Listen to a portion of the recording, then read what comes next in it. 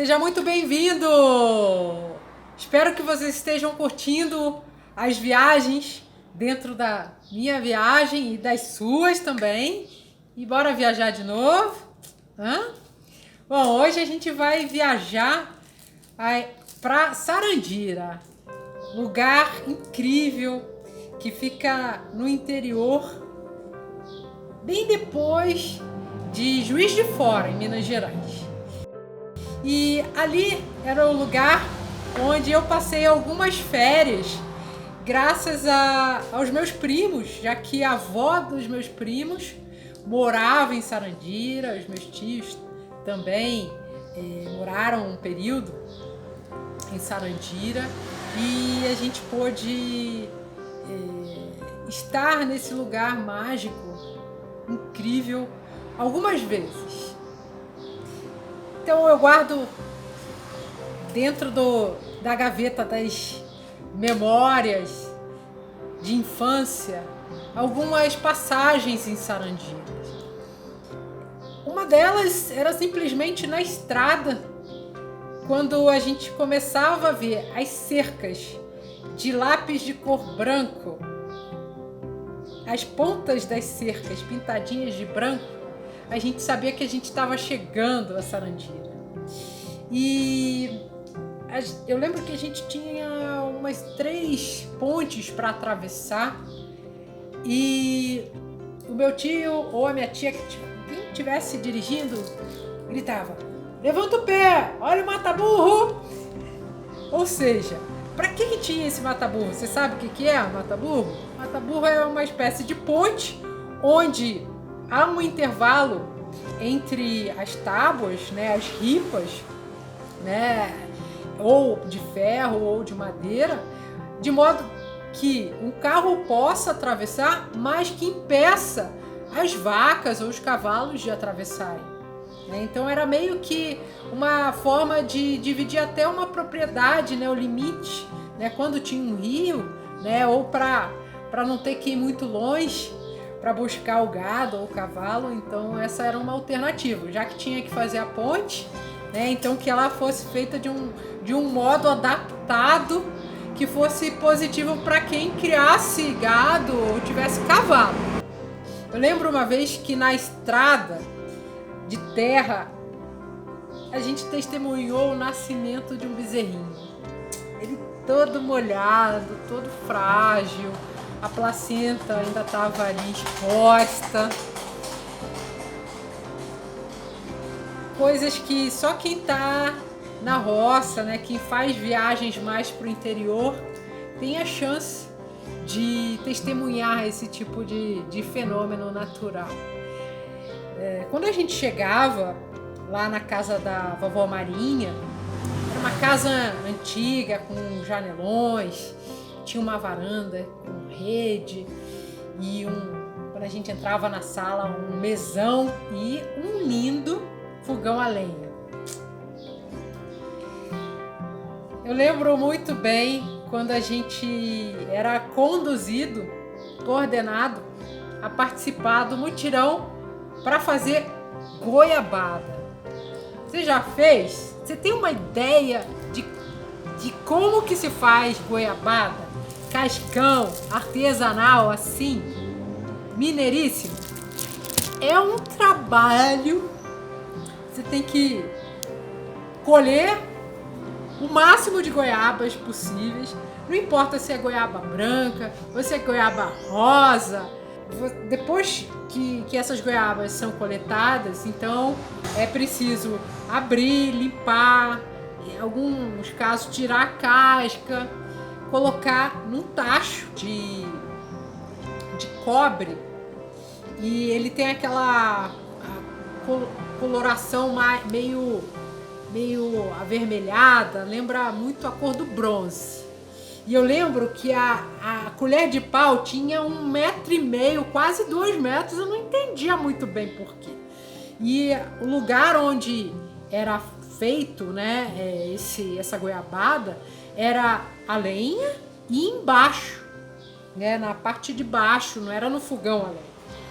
Então, depois de tudo preparado, era feita a medida, né? Uma quantidade X de goiaba limpa, uma quantidade X de açúcar e uma quantidade X de água. E as crianças menores eram expulsas literalmente do lugar. Por quê?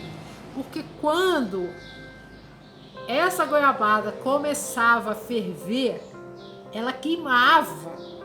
Então por isso que as colheres de pau eram longas e a gente era bloqueado, né? E quem ficava lá tinha que ser forte, porque principalmente quando estava quase pronto o doce. Por quê? Porque ele ficava mais rígido. Então o tacho era retirado do fogo e haviam formas de madeira, geralmente retangulares. Então esse doce era depositada com uma espécie, não de concha, porque ele era muito duro, mas com uma colher de pau específica para isso. E depois de um dia, ele já estava no formato durinho, pronto para ser feito. Geralmente, a gente fazia esse mutirão primeiro da coleta, numa tarde, aí no dia seguinte era um mutirão para limpar, e aí já colocava no fogo, e aí só no dia seguinte que a gente degustava. Outra memória incrível que eu tinha era das festas juninas, familiares, família Piazzi. Nossa, que incrível a união, a participação dos primos, dos filhos, né, da vovó Marinha, dos tios, né, de tabela, e que eu pude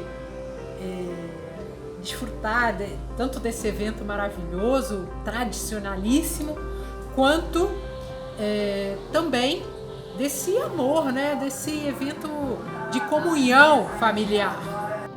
Sempre que era mês de junho, julho, quando a gente estava de férias e a gente ia para lá, a gente levava muita revista velha. Por quê? Porque a gente preparava a decoração. Era uma equipe que cortava as bandeirinhas, outras que esticavam o barbante e colavam. E a gente ainda fazia aquelas correntinhas, né, que eram grudadas umas nas outras. Além disso, lógico, havia toda uma preparação dos quitutes maravilhosos, caseiros, os bolos, os doces. Às vezes tinha música ao vivo, né? E as pessoas da região, do bairro, da cidadezinha também eram convidadas para essa festa tradicional que celebrava a colheita, a abundância e essa prosperidade, essa partilha, que é uma grande celebração da nossa rica cultura. Sempre que posso, eu dou preferência para as festas familiares juninas. E não aquelas festas de rua, porque acaba que às vezes tem aquele som eletrônico, caminhão de som como se fosse de carnaval. Então é muita gente e a essência, essa união, essa cooperação se perde. Além do tipo da comidinha, né, a decoração, tudo era preparado com um ingrediente mágico chamado amor. E esse amor eu carrego no meu coração. Bom, estava no ambiente rural, com um monte de criança, meus primos, os primos dos meus primos, a criançada toda da vizinhança. É claro que a gente aprontava muito. Então a gente brincava de pique-esconde. Lembro de uma vez que a minha mãe tinha ido embora no dia anterior. Eu me meti a brincar de pique-esconde. E eu tive a grande ideia de subir numa árvore. Eu nem prestei atenção que árvore que era. Era um abacateiro. E eu fui descobrir da pior maneira que o abacateiro tem uma madeira muito frágil. Adivinhe por quê? Caí de costas no chão. Tentei puxar o ar, não consegui. Por uma fração de segundo, eu falei, caraca, eu vou morrer, minha mãe acabou de ir embora. Tentei de novo, o ar veio, graças a Deus. E o melhor, ninguém viu, tava todo mundo escondido. Eu dei mais umas 2 respiradas, corri, me escondi e pronto. Uma outra coisa que a gente fazia era brincar de taco. Você conhece essa brincadeira? No meu tempo não tinha garrafa de plástico para óleo de cozinha, não. Era lata. E a gente pegava 2 latas vazias, 2 tacos e uma bolinha, e eram necessário 4 jogadores, 2 duplas. A gente fazia um círculo de 1 metro de diâmetro, colocava no meio a lata, 40 passos depois, na mesma direção, a outra lata e o mesmo círculo, e uma dupla ficava com taco e a outra dupla ficava jogando a bolinha, tentando derrubar essa latinha.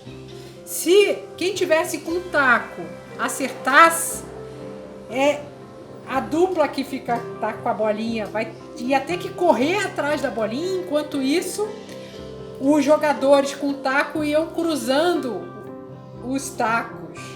Se a gente conseguisse pegar a bolinha e eles estivessem no meio do caminho, a gente derrubava a latinha e a gente ia assumir o taco. Se por acaso a gente, na tentativa de acertar a latinha, a gente conseguisse, a gente assumia o taco também. Enfim, essa brincadeira era em frente à casa da vovó Marinha. Às vezes depois de chuva, então na corrida, às vezes a gente derrapava, capotava, ficava assim no final do dia todo cheio de barro, mas a alegria era garantida. Ei! Bom, pessoal, a paisagem rural de uma cidade pequenininha, ela pode ficar guardada na sua memória. Ficou na minha. Sarandira, há muito tempo que eu não vou até lá. Não sei o quanto ela cresceu, se desenvolveu, mas aquela Sarandira pequena, acolhedora, cheia de surpresas, desde maritacas se escondendo embaixo do telhado, né? E aí a gente vai lá tentar descobrir o que está acontecendo. Aí a gente descobre um monte de filhotinho e decidimos não mexer. Até brincadeiras que podem ser feitas em qualquer lugar, né? Como escorregar, sentar na folha do coqueiro e descer morro abaixo. Deixa eu contar a última arte. Eu e minha prima, meu primo e o Ayrton, um dos meninos da região, a gente estava no topo do morro e os meninos começaram a empurrar as meninas, cada uma na sua folha. E a gente foi indo morro abaixo, começando a atingir uma velocidade. De repente os meninos começaram a falar ai, ai, ai, ai, pararam de empurrar. E a gente não sabia, mas eles tinham passado em cima da casa de um marimbondo. E eles começaram a correr morro abaixo, os marimbondos perseguindo eles. Eles começaram a ter passos de gigante para fugir dos marimbondos. E eu e a Aline subimos morro acima, ficamos sãos e salvos. E com mais essa história que veio agora. Então, estamos chegando no fim dessa aventura em Sarandira. Espero que você tenha gostado. Espero que você comece a praticar esse exercício incrível de buscar na memória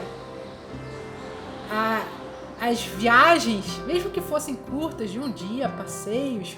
E às vezes você não tem foto, mas Por que não falar com quem esteve nessa viagem, nesse lugar com você? Hã? Pode ser que ele lembre coisas que você não lembrava e vice-versa. E aí você começa a viajar sem ter que se deslocar. Uma viagem às nossas memórias preciosas. Então, bora viajar de novo nas suas memórias, nas minhas memórias? Bora? Até logo! Se gostou, inscreva-se no canal, deixe o seu like e compartilhe com outras pessoas que talvez desfrutem desse tipo de história. Um abraço! Tchau, tchau! Até mais!